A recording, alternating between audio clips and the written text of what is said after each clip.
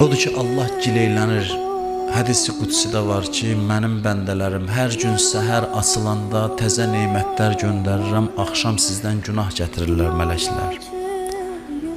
Yenə səhər açılır, yenə nemətlər göndərirəm, yenə günah gətirirlər sizdən. Nə gözəl Allahım mən, nə pis bəndəsiz.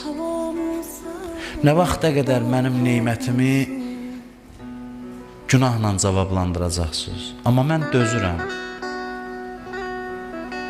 Hər nə vaxt istəsöz qapımı açıq qoymuşam, günün hansı vaxtında istəsöz gəlin mənə tərəf, mən belə Allaham. Ey Davud, kim məndən dərdinə dərman istədi vermədim? Niyə məndən üz çevirib başqalarının qapısına gedirlər? Məyər mən pis həmsöhbətəm? Mənlə danışmaq niyə bu qədər ağır gəlir bunlara? Niyə çətin gəlir? Niyə başqaları ilə günün bütün hissəsini danışırlar, 2 dəqiqə mənim huzurumda dayananda yenə də diqqətləri cəm olmur, yenə fikirləri başqalarının yanındadır? Mən yenə də əzab vermirəm.